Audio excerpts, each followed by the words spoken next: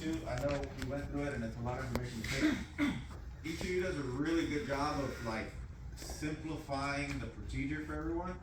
So if you have a question again of how we do the flakes, si tienen preguntas de cómo hacer el flake, aquí para que se está haciendo. This is step 1, goes with step 2, which is together. Oh, that's cool. They give you all of it. You know. Answering all of our questions. That's cool. Yeah, we have a step-by-step instruction sheet, and Nestor's picture is in it too. That's why he's promoting it. Yeah.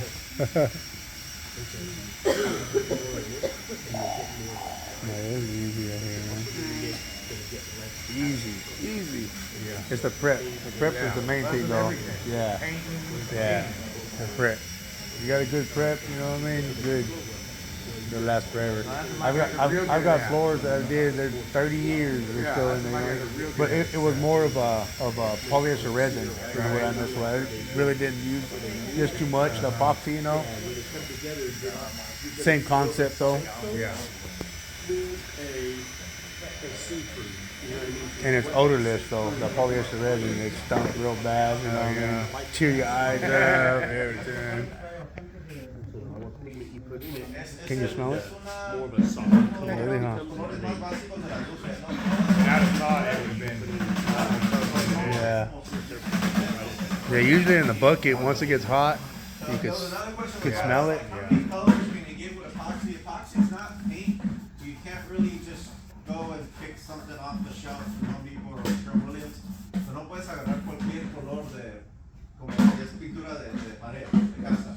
But there is a selection, hay una selección y dentro de esos son, what's the maximum color you have here right now? Like, we have 12 standard colors. 4 of them are safety. So really quick, 99% of the time when you're doing an epoxy floor, it's going to be 50-50 of 2 colors. They want, I want those 2 colors, just do even amounts of both and swirl them around. And you're going to be doing it in 3-gallon kits. Since epoxy goes down at 50 square feet a gallon, a 3-gallon kit is going to get you 150 square feet. Probably going to do about 300 square feet at a time, which means you're going to mix up a color. One 3-gallon kit of A, 1 3-gallon kit of B, and pour those out evenly. So we're going to pretend this is 300 square feet, and I've got 3-gallon kits here. But here's how you want to pour it out. I'll do it randomly. I want to pour this out all over the 300 square feet, so that I have this equally represented all over the 300 square feet. I want to see this color all over the place.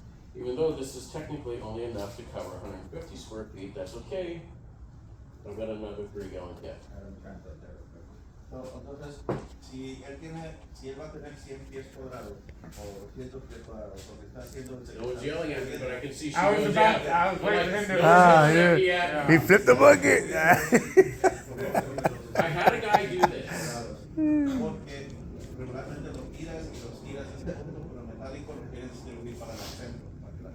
I had a guy do this. He had 1,500 square feet, which means he needed 10 3-gallon kits to do the job. And he did this. For every single bucket, he did this. They dumped it over.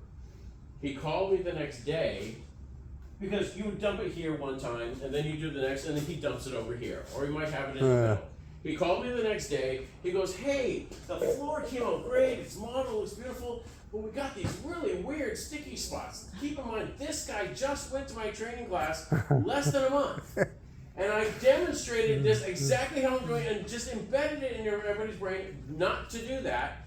He goes and does it. So he says, I've got these weird spots.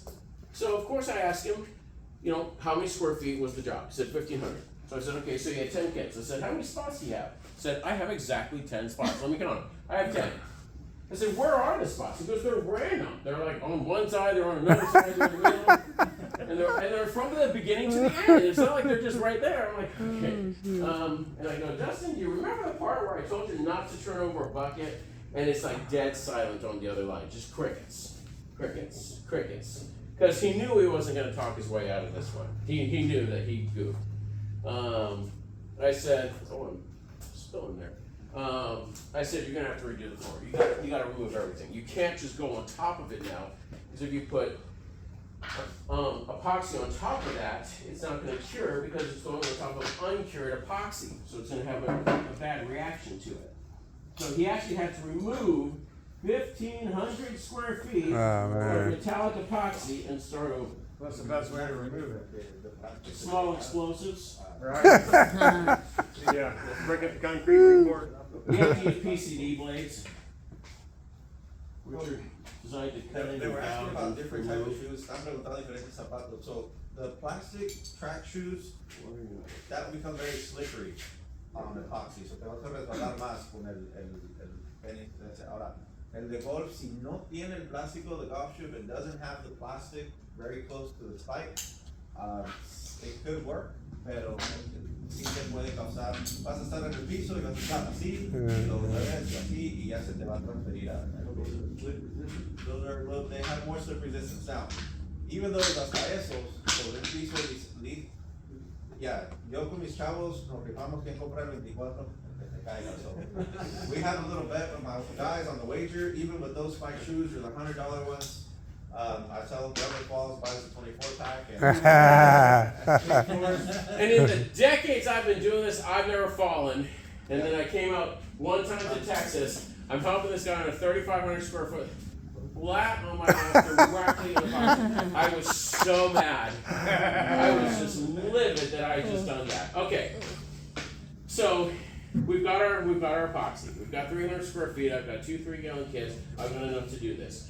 The first thing I want to do is just move this so that I have an even coverage. I do not want to squeegee this. That is not my goal. It's already at the thickness that I want. I just need to move it so I have full coverage. So I'm going to actually hold about 90% of the weight of this and just kind of float my tool. I don't want to do this and drag it. Now I'm too thin. So I just want to float my tool. So here we go.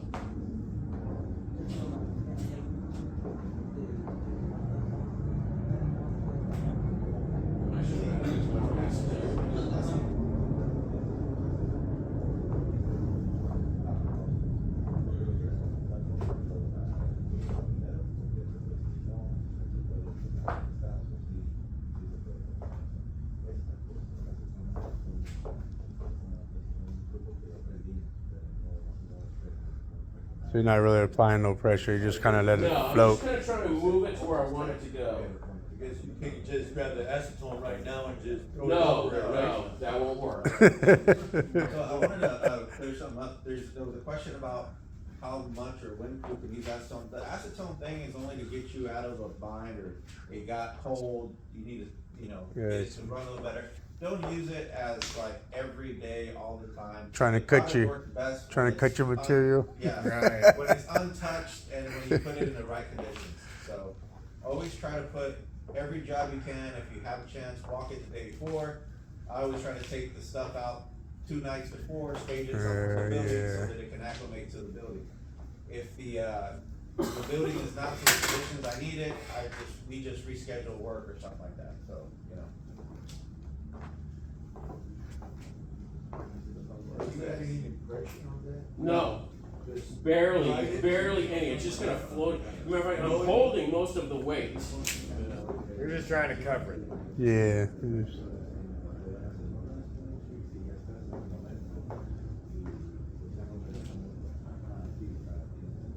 See how I'm moving and it's still staying thick? Uh-huh. I'm just kind of gliding it along.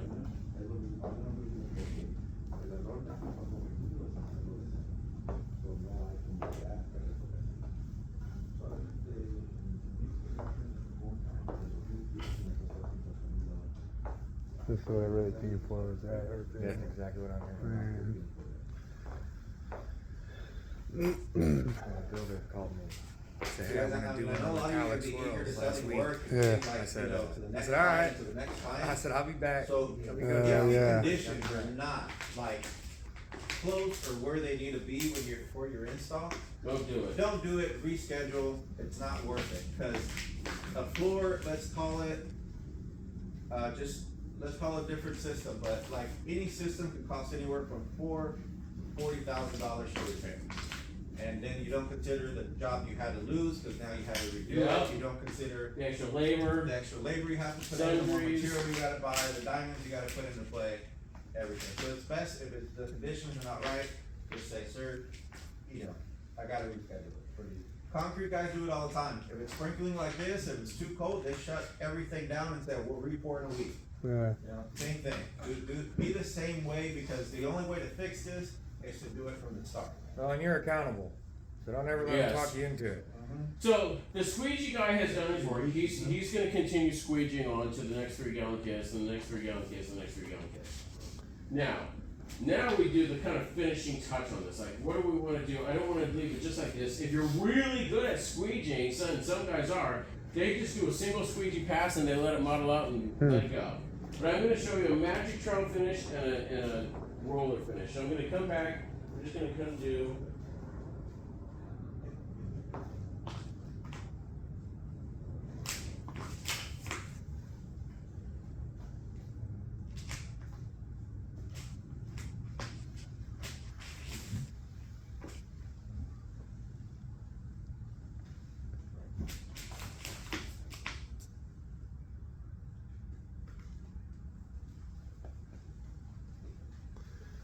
I think this is what they were trying to do.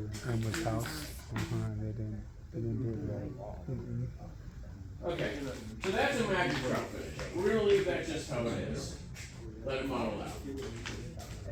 Now, if I want to do like a random roll finish, I can do that too. Oh, take these guys off.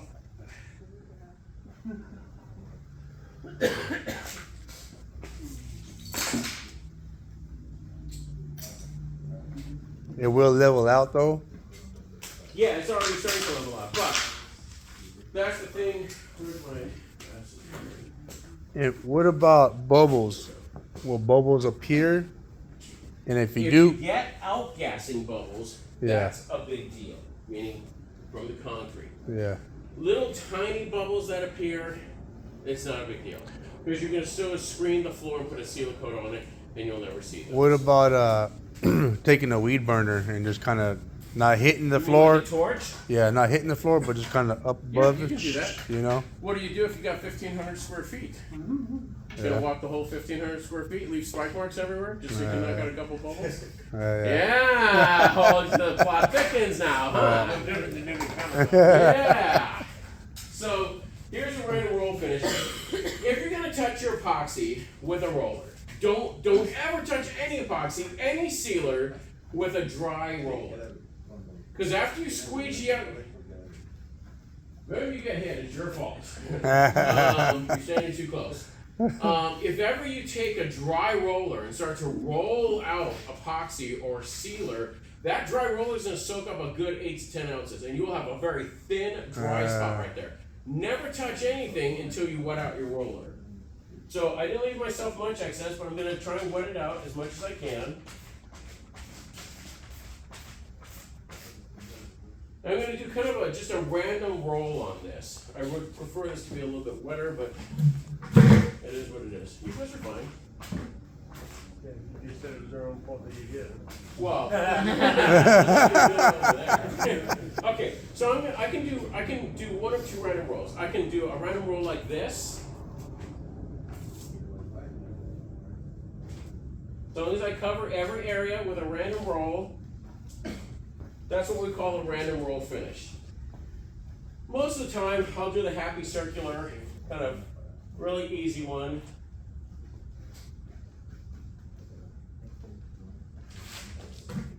Is that And just just for leave it like that. color mixing? You're not really mixing the color a whole lot. You're just giving it a chance to move around. Okay, so you're just helping Just it. the epoxy, or I'm just sorry? the metallic. You're What? doing it with just the metallic stuff, right? Correct. You would never do this for just an epoxy floor. You're just helping move it around. So Correct. What I'm doing is I'm giving it a modeling effect is what I'm actually really doing. So you're gonna see probably not as much as I'd like because it's still cold and it's still thick. Yeah. So it's probably not gonna move as much as I would like. But you are gonna see this modeling move and come out 2 very different modeling effects. these aren't the only effects you can do. You can do other effects. Sometimes you can walk around and hit it with a blower. That makes a really cool modeling effect. Blowing it around. Some guys sometimes fill little mustard and ketchup bottles with the tight little end, and they'll draw little lines in it, and then they'll hit that with a blower so that it models out. There's all sorts of different things you can do for different effects on your epoxy. It's actually really cool. And yet anybody do like you're talking about doing a one color epoxy, but change the color, do a drastic change the color on the primer, like a white primer, but a dark color single epoxy over the top. Sure, you can do that. Yeah. It will definitely give you a different look. I would do like a 2x2 board sample of it first to see what you get, and then if you like it, you can show that to people and say, hey, here's this effect, this look that you'll get if you do this. Like I know with automotive, when you get that candy, the candy look, you usually put a bright silver down and then put a translucent or pass-through color on top, which gives Right. it that candy color. Yeah, it's pretty cool. But yeah, you have to do it. So you have to do that the right way. But yes, you can do that. So this is going to model and flow generally for about 1 to 2 hours after it's been put down. Hang on 1 second here. Get this one hardens. And you wouldn't go over with another coat? This is it, huh? So this is 100% solids epoxy. It will get very hard. It will get very solid.